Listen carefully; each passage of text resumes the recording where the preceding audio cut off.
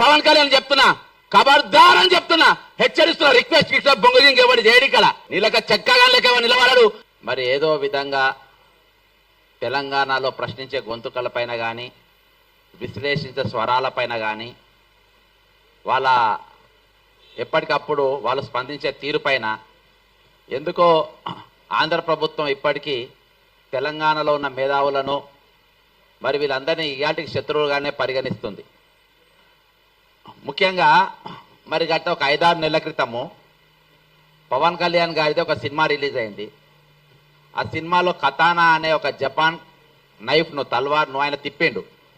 దాంతో ఆయన దగ్గర ఉన్నట్టు ఒక కానిస్టేబుల్ ఒక ప్రాణం జస్ట్ తృణప్రాయంగా ఆయన ప్రాణం మిస్ అయిపోయింది ఆయనది.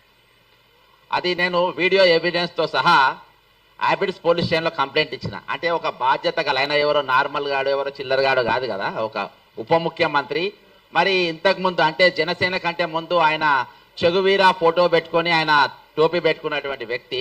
కొంచెమైనా మరి అటువంటి భావాలు ఉన్నాయని చెప్పుకున్నాడు. తర్వాత ఆయన రంగు మార్చిండు. సరే ఏమైనప్పటికీ నేను అలాంగ్ విత్ ప్రూఫ్స్ ఒక బాధ్యత గల ఉప ముఖ్యమంత్రి తెలంగాణలో వచ్చి మరి ఇట్లా ఈ విధంగా ఎల్బీ స్టేడియంలో మరి బాజాబ్తా ఈరోజు కత్తి తిప్పుతుండ అంటే మరి ఒక పోలీసు ఒక దెర్రైతే ఆయన మెడ దిగేది అని వీడియో ఫుటేజ్ అంతించిన. కానీ మన తెలంగాణ పోలీసు చాలా గొప్పోళ్ళు. పక్క రాష్ట్రం ఉప ముఖ్యమంత్రి ఆయన మీదనే కేసు ఎందుకు పెట్టాలని చెప్పేసి కేసు రిజిస్టర్ చేయలేదు. నేను ఇప్పటికి చాలా సార్లు చేసిన. నేను ఎందుకు ఇచ్చిన కంప్లైంట్ అంటే ఒకటి నీ బాధ్యత ఏంది, నువ్వు చేయాల్సిన పనులు ఏంది, నువ్వు ఏ విధంగా చేస్తున్నావు. తెలంగాణలో వచ్చి నా హైదరాబాద్కి వచ్చి నా స్టేడియంలో నువ్వు తలవారు తిప్పే స్థాయికి నువ్వు ఎదిగినవా అని చెప్పేసి ఒక పౌరుషం, తెలంగాణ పౌరుషం చూపించాలనే ఉద్దేశంతో నేను ఇచ్చిన. ఇక ప్రొఫెసర్ నాగేశ్వరరావు గారి విషయానికి వస్తే అంటే ఈరోజు వాళ్ళు ఏ విధంగానైనా నాకు ఇవాళకి ఒక అర్థం కాని ప్రశ్న ఏంటంటే ఇదే రౌండ్ టేబుల్లో ఎన్నోసార్లు ఇన్నయ్య గారు కూడా కూర్చుండ్రు. అసలు ఇప్పటిదాకా క్లారిటీ ఏంటంటే అసలు ఇన్నయ్య గారు ఎందుకు అరెస్ట్ అయ్యిందో ఆయన చాలా మంది చెప్పలేకపోతే నాకు కూడా క్లారిటీ లేదు. కాబట్టి ఎన్ఐఏ అనే ఒక పెద్ద సంస్థ ఇచ్చింది కాబట్టి ఎవరు మాట్లాడద్దని ఎవరు గొడ్డులు ఎత్తలేదు. కానీ ఆయన ఎందుకు ఎత్తుకపోయిందో తెలియదు. ఇవాళ వెంకట్ అని మన జర్నలిస్ట్ వెంకట్ ఇంటి పైన బాజాబ్తా విజయనగరంకి వెళ్ళి వచ్చిండ్రు పోలీసులు. అరే భయ్ ఆయన ఏమన్నా పెద్ద ఇదా, పెద్ద ఏమన్నా టెర్రరిస్టా, పెద్ద యాంటీ సోషల్ ఎలిమెంటా, దేనికోసం పోలీసులు వచ్చిండ్రు? అరే ఇది తెలంగాణ ఆంధ్రలో అయ్యా జాగిరైపోయిందా ఇది? అంటే అక్కడికి వెళ్ళి హైదరాబాద్ తెలంగాణ పోలీసు వాళ్ళు వస్తారు, ఇక్కడ వచ్చి ఇళ్ళ మీద పడతారు. అరే మేము మామూలు వాళ్ళమా? మేము ప్రశ్నించే గొంతుకలం. మేము మొన్న బండి సంజయ్ కేంద్ర మంత్రి కొడుకు ఒక ఇష్యూలో పాల్గొంటేనే ఇక్కడనే రౌండ్ టేబుల్ మీద పడ్డాం, అరెస్ట్ అయ్యేదాకా ఎంబడి పడ్డాం. లాస్ట్కు ఒక 267 మంది పోలీసులు ప్రశ్నించే గొంతుల పైన కేసులు పెట్టే కాడికి తీసుకొని వచ్చినాం. అరే అంత గట్టి స్వరాలు ఉన్నాయి ఇక్కడ. ఇలా అంటే పోలీసు వాళ్ళు ఎట్లా వస్తున్నారు అసలు ఆంధ్రాకి వెళ్ళి ఇక్కడికి పోలీసులు? జగన్ రెడ్డి గారు మీకు రెడ్డి గారికి నాయుడు గారికి ఏమైనా ఉన్నదా లింకు? మీరేమైనా కన్నుగొట్టి ఆయన ఇక్కడికి వచ్చి మీరు వేసుకపోండి అని చెప్పి ఇద్దరం కన్ను కొడుతుండ్రా? ఏమైనా ఇక్కడ మేజర్ ఇష్యూస్ ఏమైనా డైవర్ట్ చేసే ప్రయత్నాలు చేస్తుండ్రా? ఎందుకంటే ప్రొఫెసర్ నాగేశ్వరరావు గారు మన 2 రాష్ట్రాలనే కాక భారతదేశం అంతటా కూడా ఆయన పేరు ప్రఖ్యాతలు ఉన్నాయి. కాబట్టి 2 సబ్జెక్ట్ ఈరోజు ఫార్మర్స్ ఇష్యూ చాలా పెద్దగా నడుస్తూ ఉంది. దాదాపు 10 మంది ఫార్మర్స్ ఇప్పటి చచ్చిపోయినరు. పృథ్వీ గారు కానీ ఇక్కడ ఉన్నవారు చాలా మంది కల్లాల కాడికి కూడా పోయినరు. మరి మేము కూడా మానవ హక్కుల కమిషన్లో ఫిర్యాదు చేసినాం. మరి ఇటువంటి సెన్సిటివ్ ఇష్యూస్ డైవర్ట్ కానీ అని చెప్పి ఇద్దరు కన్ను కొట్టుకొని ఇవన్నీ ఏమైనా కథలు పడుతున్నా అనే డౌట్ వస్తుంది. ఎందుకంటే ఈరోజు మరి ఎక్కడ చూసినా కానీ ఒక పెద్ద చర్చ ఈరోజు నాగేశ్వరరావు గారి వెళ్ళింది. ఏది ఏమైనప్పటికీ ఇవాటికి నేను అనుకుంటున్నా ఇది నాగేశ్వరరావు గారి మీద ఏదైతే మీరు కేసు పెట్టిందో ఇదే ఆఖరి కేసు కావాలి. మళ్ళీ ఇంకొక జర్నలిస్ట్ గారి పైన కానీ ఇంకో మేధావి మీద కానీ ఇంకో ప్రశ్నించే గొంతుకల మీద కానీ ఈరోజు ఇటువంటి కేసులు ఉండే ప్రయత్నాలు చేయొద్దు. ఈరోజు తెలంగాణ వనరులు ఇంకా దోపిడీ గురైతేనే ఉంది. ఇవాళ ఫ్యూచర్ సిటీ కాంట్రాక్ట్ ఎవరండి? ఎవరికి ఇచ్చిన ఫ్యూచర్ సిటీ కాంట్రాక్టు?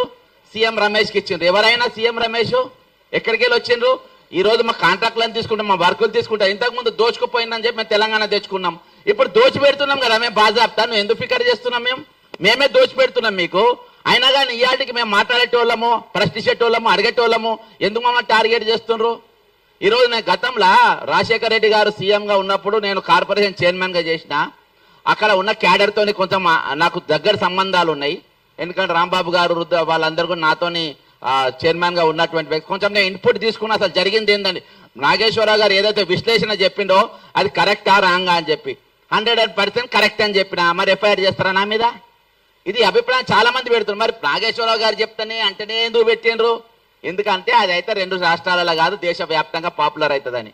ఇదే నేను ఒకటే చెప్తున్నా, మీరు వెంటనే ఆ పెట్టిన కేసులు వాపసు తీసుకోవాలని చెప్తున్నా. ఇంకా ఈ చిల్లర కథలు ఏవైతే మీరు పేడ్ మీడియాతోని మరి నిత్యమైన పైన ఏవైతే పోస్టింగ్లు పెట్టిస్తుండ్రో ట్విట్టర్లు పెట్టిస్తుండ్రో అవి మాకు కూడా వస్తే మేము కూడా పెట్టగలుగుతాం. అవన్నీ మానుకోవాలి. ట్విట్టర్ పెట్టిన ఎఫ్ఐఆర్ వాపస్ తీసుకోకుంటే చంద్రబాబు నాయుడు అనేటువంటి హైదరాబాద్ లో తిరిగాడు, లోకేష్ అనేటువంటి హైదరాబాద్ లో తిరిగాడు. ఈడ పౌర సమాజం మొత్తం కళ్ళెత్తది. ఈడ మా తరపున మాట్లాడేటోళ్ళు మా దగ్గర ఉన్న గలాలను ఈ రోజు మీకు కాళ్ళెత్తి తొక్కుతామంటే ఈ రోజు ఇక్కడ ఊకునేటోళ్ళు లేవడం మిస్టర్ చంద్రబాబు నాయుడు. పవన్ కళ్యాణ్ గారు మీరేం చెప్పిండ్రు? మీరు రంగల ఊసలు మార్చినట్టుగా మేము ఊసలు మార్చాం. ఇక్కడ మేము బరాబర్ నిలబడతాం, కళాయించి నిలబడతాం, మొగోళ్ళు నిలబెడతాం, మొడగాళ్ళ లెక్క నిలబడతాం. నీళ్ళక చెక్కగా లెక్క నిలబడరు. ఈ రోజు నాగేశ్వరరావు గారి మీద తుపాకీ పెట్టి మా మీద కాల్చే ప్రయత్నం చేస్తున్నా కావచ్చు. ఈ రోజు మీ పోలీసులు ఇక్కడ హైదరాబాద్ ఏ విధంగా తిరుగుతారు బాస్? తెలంగాణకు పోలీసులు ఏ విధంగా వస్తారు? అరెస్టు వారెంట్ పట్టుకొని ఏ విధంగా వస్తారు? మేము చేతగాని వాళ్ళమా? చేతు గాజులు వేసుకున్నామా? మిస్టర్ రేవంత్ రెడ్డి దగ్గర హోంశాఖ మంత్రి ఉన్నది, ఏ విధంగా నువ్వు అనుమతిస్తున్నావు? ఈ కాంచెలు వారెన్లతో ఆంధ్రకేరళ వాళ్ళ పోలీసులు వస్తే అరెస్ట్ చేసి ఓపెనేసి పడేయాలి, వాళ్ళని జైల్లో పెట్టాలి. ఎట్లెట్లు వస్తే తమాషా చేస్తుండ్రా ఇక్కడ? తమాషా చేస్తుండ్రా ఇక్కడ? ఇదే ఆఖరి ఎఫ్ఐఆర్ కావాలి, ఇదే లాస్ట్ ఎఫ్ఐఆర్ కావాలి. ఇంకోసారి ఎఫ్ఐఆర్ అయితే మామూలుగా చెప్తున్నా, పవన్ కళ్యాణ్ చెప్తున్నా, ఖబర్దార్ అని చెప్తున్నా, హెచ్చరిస్తున్నా, రిక్వెస్ట్ ఇట్లా బొంగజింగ్ ఎవరి చేయడు ఇక్కడ. నువ్వు చేసి చూడు, ఇక్కడ అరెస్ట్ చేసి చూడు, కుత్క మీద కాలు తొక్కుతా నా కొడకల్లారా. జై తెలంగాణ, మరి వీళ్ళకు జోహార్లు. జై తెలంగాణ. సరే, తొక్కే కాడికి వస్తే గట్టిగానే తొక్కుదాం. కాకపోతే అదే చేతుల గాజులు అన్నాడు అన్న, వీరనారులు ఇక్కడ చాలా మంది ఉన్నారు. ఇలా అది బంద్ చేయాలి మనం. జర అది ఎప్పటి నుంచో వస్తున్నా దిమాకులు ఎక్కడనో, అది కొద్దిగా తీసేసేయాలి. వాళ్ళ ఇంకో పదం కూడా అన్నాడు, మా విమలక్క చెప్తున్నది. సో అవన్నీ బంద్ చేయాలి కొద్దిగా మనం కూడా. కానీ బరాబర్ తెలంగాణ సమాజం మొత్తం నాగేశ్వర్ సార్ ఎంబడి ఉన్నది. అది నేను మళ్ళీ మాట్లాడేటప్పుడు నేను చెప్తా. ఇప్పుడు ప్రొఫెసర్ పద్మజ షా గారిని మాట్లాడవలసింది కోరుతున్నాను.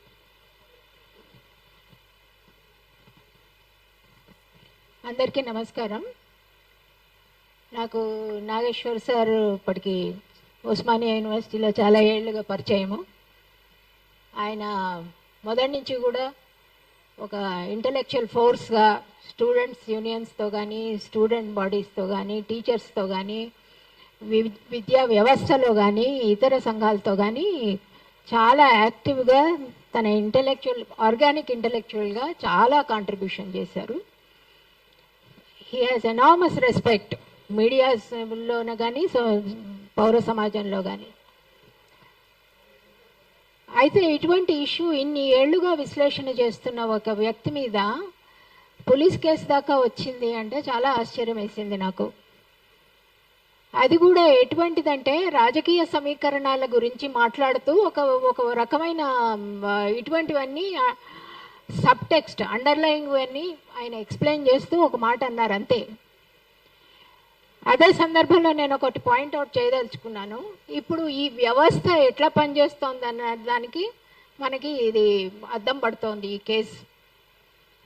ఇప్పటికి గత కొన్ని 10 సంవత్సరాల నుంచి మహిళా జర్నలిస్టుల మీద, మహిళల మీద ఇష్టం వచ్చినట్టు ట్రోల్ ఆర్మీస్ ఎట్లా పడితే అట్లా థ్రెటన్ చేస్తూ రాస్తూ భయంకరమైన థ్రెట్స్ ఇస్తుంటే ఇంతవరకు పోలీస్ వ్యవస్థ ఒక్కరిని కనీసం షూ అన్నమాట లేదు.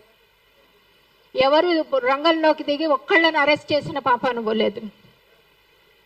అట్లాంటిది ఒక రాజకీయ విశ్లేషణలో పవర్ సమీకరణాల గురించి క్యాజువల్ కామెంట్ పట్టుకొని ఇంత దాకా తీసుకొచ్చారు. ఇందులో ఇంకో విషయం ఏంటంటే, 2 రాష్ట్రాలకి పోలీసు వ్యవస్థకి సమన్వయం ఉండి వీళ్ళు ఒప్పుకుంటేనే వాళ్ళు రాగలరు, వాళ్ళు చేయగలరు. ఈ 2 రాష్ట్రాలకి ఈ సమన్వయం ఏంటి, ఇంత దాకా ఈ విషయం రావడం ఏంటి అన్నది కూడా ఒక పెద్ద ఆశ్చర్యకరమైన విషయం. మనం గమనిస్తుంటే రెగ్యులర్గా ఈ మధ్య జరుగుతున్నది ఏంటంటే, ఆంధ్ర రాష్ట్రంలో ఏదో ఒక పలికిమాలిన కొత్తగా సృష్టించిన పోట్లాటలు మాత్రం రాజకీయ పార్టీల మధ్య నిరంతరం జరుగుతోంది. అది ఇప్పుడు తెలంగాణకి ట్రాన్స్ఫర్ అయింది.